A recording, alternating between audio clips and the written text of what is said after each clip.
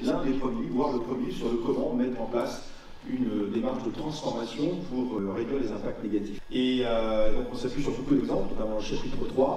Et ce livre, donc, qui en a sa 5e réimpression, est beaucoup acheté par les entreprises, forcément, parce que ça les aide à se transformer durablement. C'est ce que j'essaie d'appliquer tous les jours auprès des 1200 business units du groupe Bouygues. Il suffisait de polluer toujours plus, parce que plus vous polluez, plus vous gagnez de l'argent. Et alors, les entreprises qui sont les plus sales sont celles qui gagnent le plus d'argent. Vous allez voir pourquoi. Parce qu'en fait, dans les comptes de résultats, on compte ce que l'on gagne, mais on compte jamais ce que l'on doit. Et ce que l'on doit à qui? À la nature, parce que le business, c'est ni plus ni moins que des matières premières transformées avec de l'énergie et des machines. Et comme les matières premières comptent pour zéro, sont gratuites les matières premières, hein, l'extraction coûte un peu, mais la matière première en tant que telle coûte zéro, eh bien on n'a pas mis en place des systèmes comptables qui permettent de préserver au coût de maintien les ressources qui sont nécessaires au business. Donc l'environnement a toujours été la variable d'ajustement des entreprises. Et ça, c'est plus acceptable. C'est plus acceptable parce que, à force de considérer l'environnement comme une variable d'ajustement, on est arrivé à un point où il y a plus de plastique dans les océans que de poissons, qu'on est à 420 ppm de CO2 dans l'atmosphère, que le cycle de l'eau est perturbé et que donc les conditions même de la vie sur Terre sont menacées à un horizon d'action temporel de quelques années. Donc, il faut intégrer dans la raison d'être des entreprises, reconsidérer donc, les enjeux sociaux et environnementaux au même niveau que les enjeux financiers. Et ça nécessite de se poser deux questions. Qu'est-ce qui manquerait à l'humanité si l'entreprise n'existait pas? Donc, quelles sont ses singularités réelles? Quelle est la contribution de l'entreprise au bien commun? Et pas simplement pour l'actionnaire ou pour le client, mais pour le bien commun. Toutes les entreprises ont un rôle à jouer dans la préservation des communs, on appelle ça les communs, ne serait-ce que des écosystèmes. Et puis, pour arriver à faire ça, il faut se poser une deuxième question, c'est qu'est-ce qui irait mieux si mon entreprise n'existait pas? C'est-à-dire qu'en fait, il faut avoir la conscience qu'une entreprise commerciale aujourd'hui produit des externalités négatives si elle ne change pas son modèle d'affaires. Et ces externalités négatives, aujourd'hui, les parties prenantes commencent à considérer que ça suffit. Alors les collaborateurs, déjà, qui ont de moins en moins envie de continuer de travailler, comme disait François, dans des entreprises écocides ou prédatrices, et j'en connais plein. Et puis les clients qui commencent à se réveiller un peu aussi, qui se disent « Oh là là, oui, ça serait bien qu'on commence à acheter dans des entreprises un peu plus responsables ». Et puis on voit maintenant les investisseurs, alors pas encore les banquiers hélas, mais ça va venir, j'espère, qui se disent « Bon, on va arrêter de financer des entreprises prédatrices, parce que de toute façon, si on continue comme ça, on va s'apercevoir que l'argent n'est pas comestible. » Alors, au mieux, si on commence à réagir pas trop longtemps, donc on sera sur un réchauffement moyen de 2,7 degrés, et puis au rythme actuel, on sera plutôt sur un réchauffement moyen de 2100 à 4,5 degrés. C'est un réchauffement moyen. Alors, le problème du réchauffement, c'est que ce n'est pas le problème du réchauffement en tant que tel qui va poser problème à l'humanité, c'est tous les dérèglements associés au réchauffement, donc c'est les canicules, les sécheresses, les gels tardifs, la montée des océans, enfin vous connaissez tous les emmerdements qui sont liés à ça. Et puis surtout, les zones, les fameuses zones de chaleur humide, ça personne n'en parle. Et la chaleur humide, c'est à partir de 2025, sur une zone équateur, donc toute l'Afrique subsaharienne, le Bangladesh, une partie de l'Inde, une partie de la Chine. Il y a 1,4 milliard de personnes qui vont vivre dans des zones qui auront potentiellement, tous les ans, des épisodes de chaleur humide où il fera plus de 39 degrés et 100% d'humidité. Et à 39 degrés, 100% d'humidité, vous mourrez, tout simplement. Alors ces gens-là, ils ne le savent pas encore, qu'ils vivent là-dedans, mais quand ils vont le savoir, c'est possible qu'ils aient envie de bouger, un peu plus au nord ou un peu plus au sud. C'est très bien expliqué dans le livre de Jean Covici d'ailleurs, et ça s'appellera des migrations climatiques. Pour diminuer la vitesse de l'impact, on peut bien sûr booster l'économie circulaire, ça c'est bien, mais ça ne va pas suffire. Ça ne va pas suffire parce que certes, faire en sorte que les données de sortie des uns deviennent les données d'entrée des autres, ça nécessite de collecter les matières premières, ça nécessite de les trier, ça nécessite de les redistribuer dans le circuit industriel, et tout ça, ça consomme un max d'énergie. Donc oui, il va falloir beaucoup plus recycler, ça c'est sûr, mais ça ne va pas être la solution si on veut vraiment réduire de 6% par an les émissions de gaz à effet de serre pendant 60 ans, qui est quand même la seule solution pour nous de rester dans des limites de réchauffement raisonnables. Et donc, on va pouvoir même dissocier la vente de l'usage du bâtiment fini des matériaux constitutifs. On travaille avec des partenaires là-dessus, de manière à ce qu'on puisse demain investir dans des livrets matériaux et faire en sorte que les matériaux puissent durer 2, 3, 5 fois plus longtemps. Et donc, forcément, comme les matériaux, c'est 60% ou 70% de l'empreinte carbone d'un bâtiment, ça va nous permettre de baisser l'empreinte carbone des ouvrages. Donc le système de management, ça veut dire continuer de combler les clients en apportant toujours des produits qui satisfont leurs besoins, mais en satisfaisant en même temps le bien commun. Donc c'est ça qui est important. Il ne peut pas y avoir de clients satisfaits demain si on ne participe pas à la préservation des communs. On ne pourra le faire qu'en boostant l'intelligence collaborative au-delà des collaborateurs d'entreprise, et notamment la supply chain qui participe à la création de valeur, bien sûr, des entreprises. Et on aura besoin aussi de promouvoir beaucoup plus la diversité dans nos entreprises, toute diversité de diplômes, de genres, de sectes, de tout ce que vous voulez. Il n'y a pas assez de diversité, ou en tout cas pas suffisamment bien réalisée dans les entreprises, donc il faut qu'on continue de le promouvoir, parce qu'en fait c'est une richesse pour trouver des nouvelles solutions. Il y a des dettes qu'on ne rembourse jamais. Donc les fonds propres, oui, d'accord, mais par contre les dettes partenaires, les dettes environnementales et sociétales, on ne les rembourse pas. Et comme on ne les rembourse pas, on en arrive à la situation d'aujourd'hui, à force de contracter des dettes qu'on ne rembourse pas, la planète se venge, et in fine, c'est elle qui va gagner, c'est pas demain.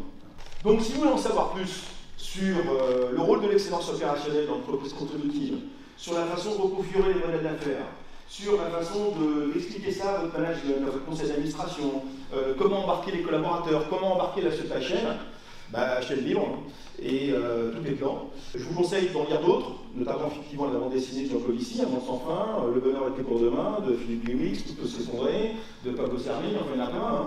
Il y a quand même une belle littérature en France sur ces sujets, il y a des super podcasts également, notamment Le sens et l'action, si vous n'avez pas le temps de lire. En tout cas, ce livre-là, où on en est à la 5e réimpression, il fonctionne très très bien. Il est ludique, parce qu'en fait, il est écrit avec beaucoup d'humour, ensuite il y a des dessins, tout ça. Le but étant de donner envie aux entrepreneurs. Il y a des boîtes qui l'achètent pour l'ensemble de leurs collaborateurs aujourd'hui. Donc ça c'est bien, je ne citerai pas de nom, mais il y en a plein. Et ça permet en fait de déclencher l'action, parce que vous savez, pour déclencher l'action, il suffit d'une émotion, il suffit d'une phrase, il suffit de peu de choses finalement. Et donc, merci encore à François de m'avoir donné l'occasion de vous parler de ce modèle d'entreprise contributive. Et j'espère que ça vous inspirera. Donc, quand on est une banque, on est effectivement dans ces enjeux de transformation de modèle économique liés au dérèglement climatique face à deux responsabilités. On a la responsabilité de se transformer, nous, en tant qu'entreprise, comme le fait Bouygues par exemple, sur notre modèle opérationnel. Et donc quand on est une banque, on est une entreprise du secteur tertiaire. On a une empreinte carbone, par exemple à la Banque Postale, autour, pour vous donner des ordres de grandeur, autour de 50 000 tonnes sur ce qu'on appelle le scope 1 et scope 2, c'est-à-dire les émissions qui sont générées directement par notre activité ou indirectement via l'énergie qu'on utilise. Quand on est une entreprise de service, c'est pas énorme, hein, c'est essentiellement l'énergie qu'on utilise, c'est un peu les émissions qui sont générées par nos data centers, mais voilà, 50 000 tonnes. Quand en revanche on inclut ce qu'on appelle donc le scope 3, c'est-à-dire les émissions indirectes, et donc pour une banque c'est finalement les émissions qui sont générées par les entreprises qu'on va financer, par les biens qu'on va financer, on est sur un facteur x 1000 à peu près, 50 millions de tonnes de CO2.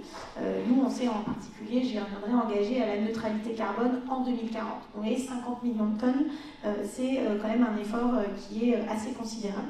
Donc quand on est une banque, on a cette double responsabilité de transformer notre propre business model et nos émissions directes, mais surtout de accompagner la transformation de l'économie et d'exiger de la part des clients, des entreprises qu'on finance, de s'orienter dans une transition pour finalement maîtriser en fait nos émissions indirectes et en fait participer à la transformation de cette économie.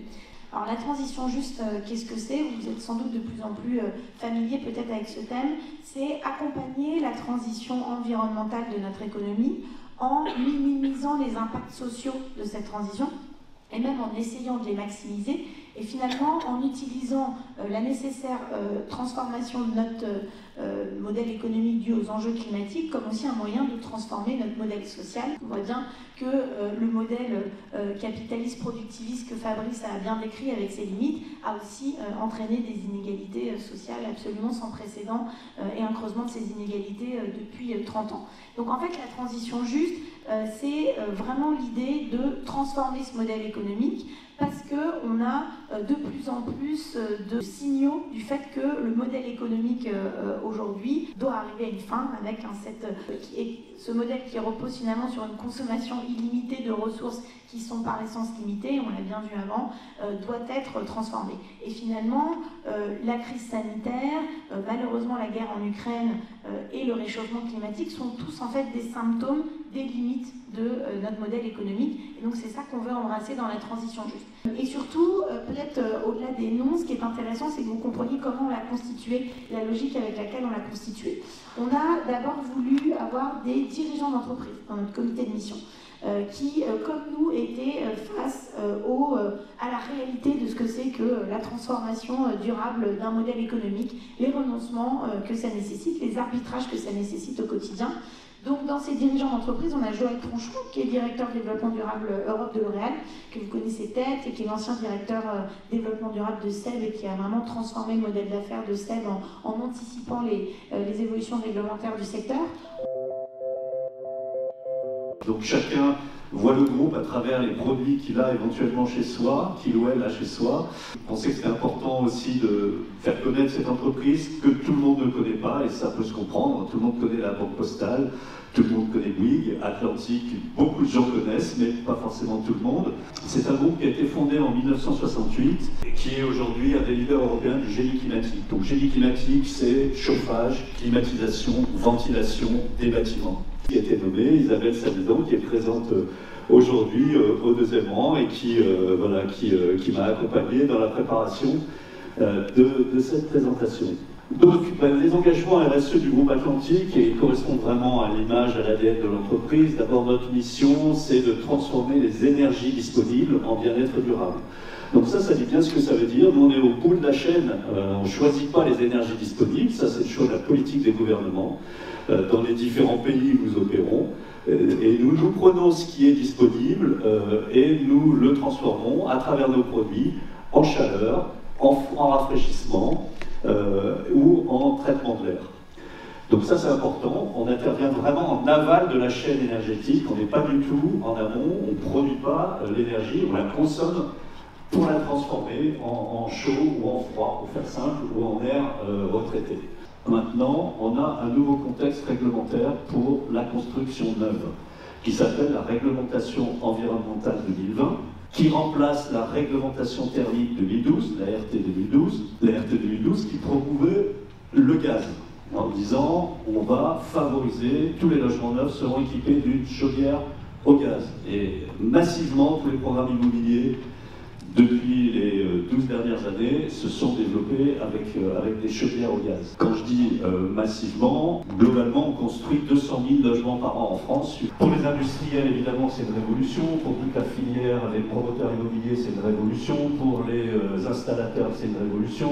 Et les textes sont sortis, je vous le dis, à l'été, en juillet dernier. Donc imaginez l'agilité dont les entreprises doivent faire preuve pour mettre en œuvre en aussi peu de temps des mutations aussi importantes que celle-là. Et c'est ça que je voulais aussi dire aujourd'hui. Et donc, du coup, on anticipe qu'il y a un marché de la thermodynamique qui, lui, va littéralement exploser, puisqu'il va multiplier par 7. Je parle de la thermodynamique collective, des gros systèmes pour les immeubles d'habitation collective, ou les immeubles de bureaux, ou les immeubles tertiaires, les bâtiments tertiaires. De 2500 générateurs produits, vendus sur le marché en 2021, on estime qu'en 2027, on aura au moins 17 000, si ce n'est 18 000 ou 19 000. Donc le marché va littéralement exploser et ça veut dire qu'il faut s'y préparer. Donc s'y préparer, ça veut dire qu'on n'est pas tout seul. Dans les interventions, on a entendu, souvent on parle de notre entreprise et c'est bien normal. Les Atlantic, nous ne commercialisons pas nos produits directement auprès des clients finaux. Nous passons par toute une filière d'intermédiaires qui sont des installateurs, qui sont des exploitants, qui sont des promoteurs immobiliers, qui sont des bureaux d'études, qui font toutes les études thermiques pour recommander à leurs clients les solutions, soit sur le bâti en termes d'isolation, en termes de mouvement, soit sur le générateur de chaleur ou de froid. Donc il y a toute une série d'intermédiaires qui doivent être associés. Et là, j'ai rajouté des bureaux d'études acoustiques parce que la pompe à chaleur, elle a un problème, c'est qu'elle est installée en extérieur. Et elle fait du bruit. Personne n'a envie d'avoir sa chambre près d'un appareil qui fait du bruit. Une chaudière, c'est dans une chaufferie, dans un sous-sol, personne ne l'entend dans l'immeuble, elle dérange personne. La pompe à chaleur, elle ne peut pas être dans une chaufferie parce que son propre, c'est d'être à l'extérieur pour capter les calories de l'air extérieur et de les amener à l'intérieur. Donc c'est des nouveaux métiers, enfin des métiers qui existent d'abord, mais qui vont être de plus en plus présents dans nos filières. C'est des gens avec lesquels nous n'avions pas l'habitude de travailler, avec lesquels les promoteurs n'avaient pas l'habitude de travailler, avec lesquels Voilà, et il va falloir pourtant travailler avec les bureaux d'études acoustiques, puisque ils vont apporter leurs recommandations et leurs mesures et leurs calculs, je dirais, au cahier des charges. Je pense que vous connaissez bien le rapport de 2016, et c'est la première fois où on a un rapport qui pose le sujet de l'évaluation de la RSE. Il faut créer les conditions pour mettre en marche, mettre en action les entreprises sur la mise en œuvre d'actions concrètes dans les domaines environnementaux, etc. Une fois qu'on s'est dit ça, on voit le lien. On voit le lien entre RSE, la mise en place d'actions, quelle qu'elle soit. Alors, on n'est pas obligé non plus de cocher toutes les cases, comme on dit. L'important, vous l'avez compris, à travers ce que l'on s'est dit sur l'engagement des hommes et des femmes dans les entreprises, c'est d'être sincère, d'être authentique. Ça signifie qu'il faut faire des choses, mais les faire vraiment. Quand on parle de sujet, il faut le prouver. C'est je fais ce que je dis, etc. Et ça, c'est pas toujours commode. Il y a les tentations, effectivement, de faire de belles plaquettes, de proclamer, de signer des chartes, etc.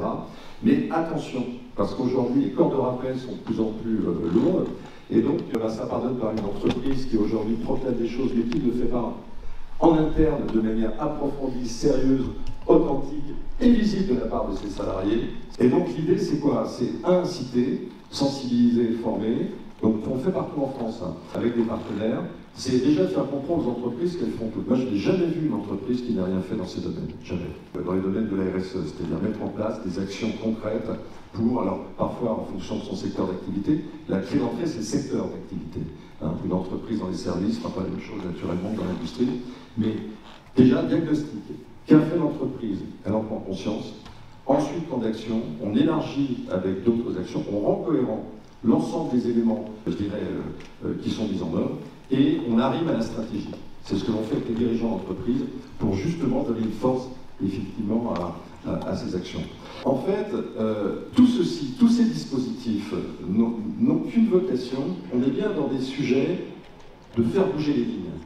Faire bouger les lignes, donner du peps aux entrepreneurs, faire en sorte qu'ils mettent en œuvre des actions très concrètes, qu'ils échangent entre eux, et ça crée une dynamique extrêmement vertueuse. Alors, il y a deux façons de voir les sujets. Soit on se dit c'est foutu, et en espérant que ça crée un déclic, nous on dit il faut y aller à fond. Et donc c'est partir à fond et accélérer, et on fait en sorte, sur le terrain, vous voyez la caravane du Big Tour, là elle est dans des villes en ce moment, et elle rencontre, et là il y a des millions de vues sur ces sujets. Et donc ça fait bouger les lignes. Donc voilà. Donc si on a cette contribution avec nos partenaires, et vous ce que vous faites, je pense qu'on aura peut-être une chance de s'en sortir. Du moins, on aura tout fait pour y arriver. Ravi de passer ces 2 heures avec vous au sujet de la fresque du climat. On va vous expliquer ce que c'est, comment ça va se dérouler. On va être 4 à animer ce temps. On est 4 à l'avoir déjà fait, à ne pas l'avoir fait 1000 fois non plus. Donc ce sera un moment sympathique et plein de souplesse. Et ensuite, vous aurez 4 temps. Un gros temps, 1 heure de réflexion. De quoi est-ce qu'il s'agira? Il s'agira de partir de l'activité humaine telle qu'elle est opérée aujourd'hui jusqu'aux impacts sur le climat. Les mots ont l'importance, c'est pas l'activité humaine, c'est telle qu'elle est opérée aujourd'hui. Telle qu'aujourd'hui l'humanité vit, pas à pas, où est-ce que ça nous amène? Je vais être un peu plus détaillé après. Le deuxième temps, ce sera un temps de créativité, d'appropriation. Pour vous qui êtes pour la plupart des professionnels de l'excellence opérationnelle, de l'amélioration continue, vous savez que c'est important de faire travailler le brain, et il faut aussi faire travailler le cœur si on veut repartir avec quelque chose et le garder. Le troisième temps, les 2 premiers temps ont lieu par table, donc il y aura 3 tables, vous serez un groupe de 5, 6 ou 7. Le troisième temps, ce sera un temps de mise en commun. Et le quatrième temps, une fois qu'on se sera dit l'activité humaine telle qu'elle est faite aujourd'hui nous amène à cette situation, ce sera partir avec un rebond en disant si cette situation finale ne nous satisfait pas, tous un petit doute sur la conclusion, dans quoi est-ce qu'on a envie de s'engager à titre individuel, à titre collectif, quelles sont les idées qui nous viennent. Donc le but de cette fresque à la fin des fins, c'est qu'on parte de notre activité, qu'on comprenne en quoi, sur ces différents segments, ça impacte le climat aujourd'hui. C'est une sorte de démonstration scientifique. Donc ça sert à ce qu'on soit convaincu si on n'était pas, à ce qu'on mette des chiffres ou des concepts scientifiques si on ne les avait pas. On essaiera, nous les animateurs, de temps en temps de transposer en vous donnant des exemples. Ce que je vous proposais, chacun, vous allez prendre une carte. Et ensemble, vous allez discuter. On a les 5-6 minutes pour ce premier lot, en disant cause, conséquence. Ces cartes, comment est-ce que je les range dans cette histoire qui va de la cause jusqu'à la conclusion. Alors pour le premier lot, je préfère pas. D'accord. Pour les lots suivants, oui, parce qu'ils sont tout écoulés. C'est ça le principe. Okay, Oui, c'est ça le principe. J'ordonnance l'histoire. Moi, je sais pas trop. C'est quoi oui, alors effet de serre additionnel. Oui, alors il y a un effet de serre qui vient du soleil. C'est aussi la température. C'est avant la fin. Il y a du CO2, un effet de serre. Alors ce qui est intéressant, c'est de vous écouter. Là, il y avait un début de débat. Pourquoi est-ce qu'il y a additionnel sur cette carte? Effet de serre additionnel. Sur les activités industrielles. Mais pourquoi additionnel? Parce que c'est naturellement, il y a un. Est-ce que quelqu'un vous a aidé un truc intéressant. J'ai fait ça, la planète sur les 33 degrés. Ça va derrière la Premier lot de la comment vous l'avez déjà fait. Et tout cela conduit à une hausse des températures. D'ailleurs, on le constate bien quand on voit les différents hivers qu'on vit actuellement. Les photosynthèses qui prennent de plus en plus. En tout cas, en 2000, ils prennent beaucoup. En 5, donc ça génère au total 2,8 d'effet de serre additionnel, enfin de réchauffement. C'est excellent de vous voir parce que c'est assez dur ce que vous venez de faire. Système électrique d'allumage, rénovation des fenêtres, challenger son système de chauffage et d'isolation, moins de chauffage, moins de climatisation. En fait, je ne l'ai pas fait, mais j'y ai pensé et je me dis que ça peut être bien au final parce que moi, on a tendance à, quand j'essaie de faire rien, je m'ennuie. Et le titre de notre fresque, c'est Finito, soyons climato-actifs, pour être ni sceptiques et ni hypocrites. Bravo. Donc voilà, c'était pour y mettre une touche de légèreté tout en étant profond dans l'émotion et les sentiments que ça nous a envoyés. Et François a très très bien expliqué la carte du permafrost que nous avons également choisi pour les mêmes raisons et ce côté un peu tout ça, je ne vais pas dire qu'on le savait, mais là il y a un truc de boucle de rétroaction qui fait que ça tourne et que ça peut être rapidement le bordel et on ne sait pas et on ne voit pas quoi. Donc on a gardé permafrost, voilà.